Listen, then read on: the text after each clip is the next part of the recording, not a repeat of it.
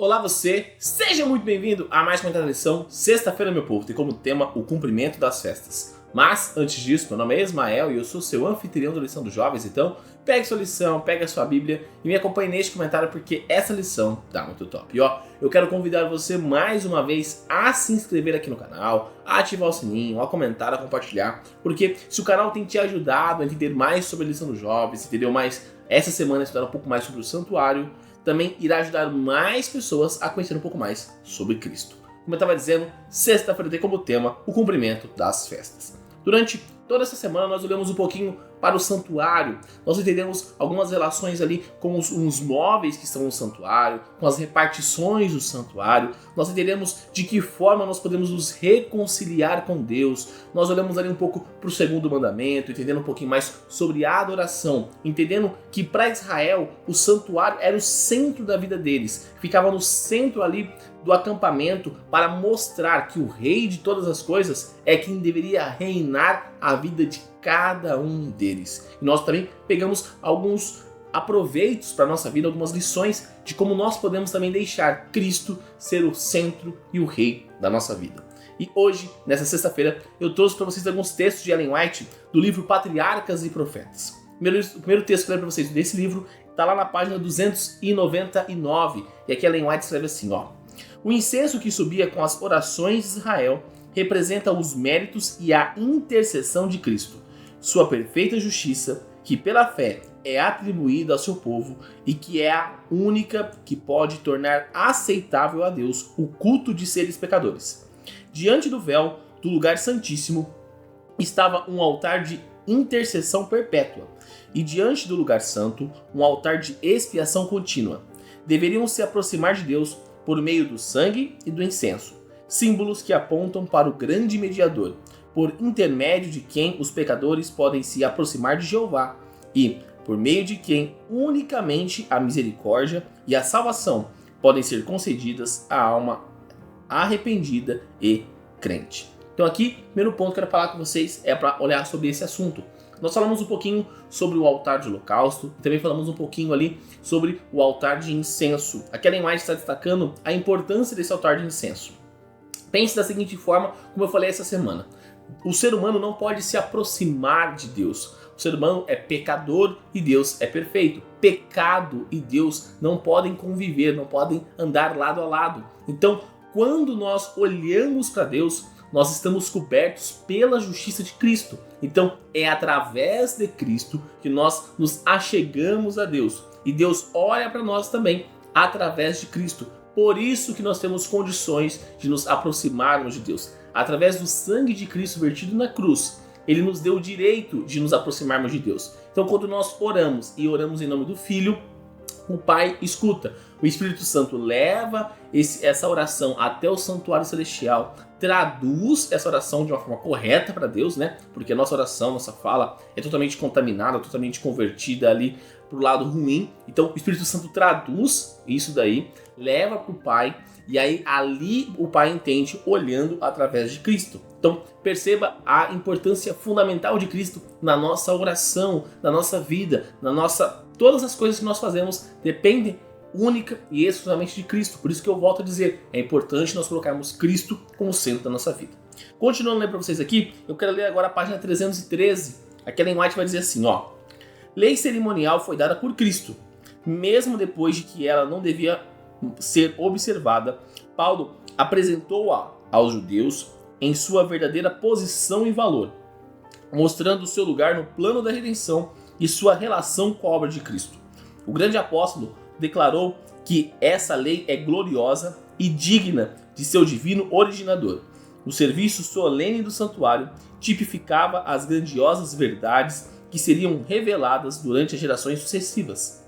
A nuvem de incenso que ascendia com as orações de Israel representa a justiça de Jesus, a única que pode tornar aceitável a Deus a oração do pecador. A vítima sangrenta sobre o altar do sacrifício dava testemunho de um redentor que viria, e do Santo dos Santos resplandecia o sinal visível da presença divina. Assim, através de séculos e séculos de trevas e apostasia, a fé se conservou viva no coração dos seres humanos até chegar o tempo para o advento do Messias prometido. Então aqui um outro aspecto importante. Por que eu preciso entender sobre o santuário? Eu não preciso mais ir lá no santuário, não tem mais as leis cerimoniais ativas. Por quê? Porque o plano da redenção foi apresentado no santuário. Cada aspecto mostrava a vida de Cristo e aspectos que mostram como Cristo irá voltar em poder e grande glória. Lembre-se, nesse momento está ocorrendo a expiação do santuário celestial. Então, se eu não compreendo o que é uma expiação olhando para o santuário terrestre, eu não entendo o juízo que está acontecendo neste momento para mim e para você. Então, nós precisamos nos aprofundar no estudo do santuário. Paulo destacou ali, após Cristo, obviamente, ele destaca a importância do santuário para os judeus, apresentando como Cristo estava relacionando e correlacionando com cada aspecto. Então, nós precisamos também olhar nos nossos dias para esse mesmo conceito do santuário, para entendermos cada aspecto do santuário, entendermos a relação ali com o altar de holocausto, com a bacia de água, com os pães da preposição, o candelabro, o altar de incenso, a própria Arca da Aliança. Como eu consigo entender e correlacionar isso com o ministério de Cristo? Aonde Cristo estava? Por que aquilo é tão importante? Então, quanto mais eu me aprofundo no estudo do santuário, mais eu entendo sobre o ministério de Cristo. E mais eu entendo como o plano da salvação era perfeito, como tudo estava claramente apresentado, como Jesus realmente é apresentado como Messias, simplesmente olhando para o santuário, e como somente Ele tem o poder de me salvar. Então, quanto mais eu me aprofundo, quanto mais você se aprofundar no estudo do santuário, mais você vai entender e compreender que você é fraco, pecador e que necessita da graça e misericórdia de Deus.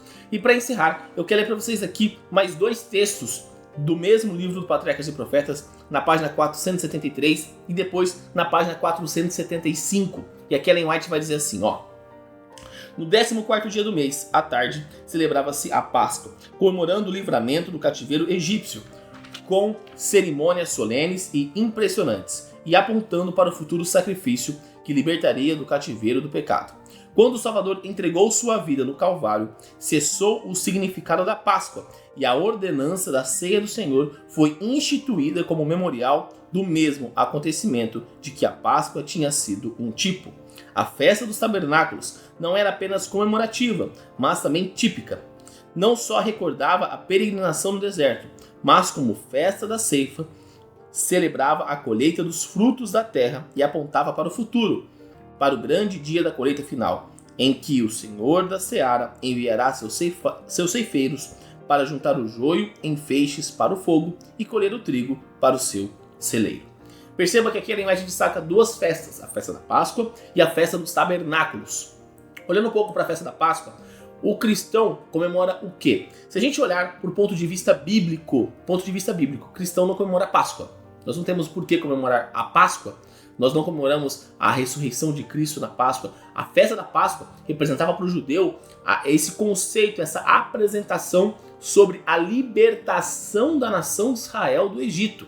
Então, Páscoa significa passagem. Então, naquele momento, a Páscoa representava aquilo lá. Após a morte de Cristo, nós temos a ceia do Senhor, onde nós relembramos e comemoramos a ressurreição de Cristo, porque dessa forma nós proclamamos que Cristo ressuscitou e que Ele irá voltar em poder e grande glória. Então a Páscoa tem a função e já foi cumprida. Nós hoje não temos o porquê comemorar a Páscoa, nós temos a ceia do Senhor, que relembra esse momento do renascimento, da ressurreição de Cristo.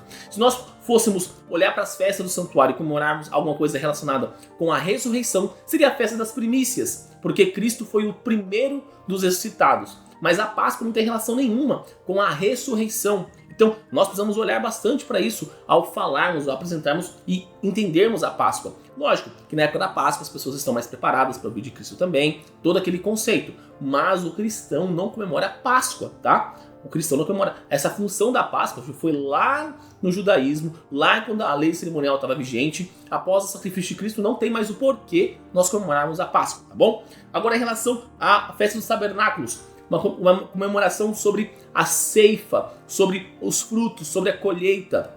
Nós seremos colhidos, seja para joio, seja para trigo. E eu espero que você esteja dentro do trigo e não o joio, porque o joio será queimado, o joio será perdido. Agora, aqueles que são trigo, aqueles que têm semente, aqueles que realmente entregaram a vida a Cristo Jesus, passarão a eternidade ao lado dele. Não por méritos dos trigos, mas por mérito de Cristo, por mérito daquele que morreu na cruz, para que todos fossem salvos. Mas alguns escolheram a morte, outros escolheram a vida eterna. Então, um apelo que fica para você, para entendermos melhor toda a semana e para encerrarmos essa semana.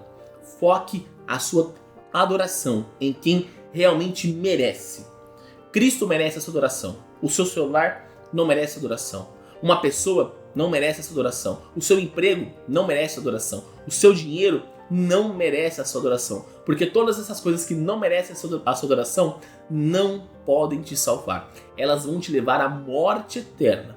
Agora, se você adorar única e exclusivamente a Deus, se você entregar a sua vida nas mãos dele, aí sim você alcançará a vida eterna. Mais uma vez, não por méritos teus, mas pelos méritos de Cristo, porque a salvação ela é de graça, mas nós precisamos demonstrar que nós realmente aceitamos essa salvação através das nossas obras. E neste momento, eu convido você a fechar os seus olhos e orar comigo. Querido amado Deus, obrigado, Pai, por mais um dia. Obrigado, Pai, pela oportunidade que o Senhor nos dá de estarmos vivos e estarmos na sua santa presença.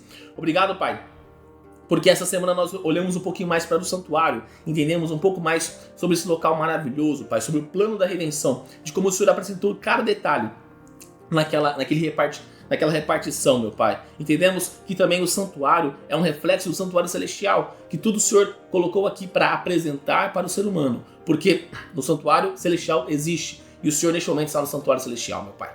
Pai, nos auxilie a entendermos cada vez mais, a termos curiosidade de nos aprofundarmos na Tua Palavra, de entendermos e compreendermos mais de Ti, meu Pai, porque quando chegar o momento do retorno glorioso Seu, que possamos estar preparados para passar a eternidade ao Teu lado, meu Pai, que possamos ser trigo e não joio, porque o joio será queimado e o trigo passará a eternidade ao Teu lado, meu Pai.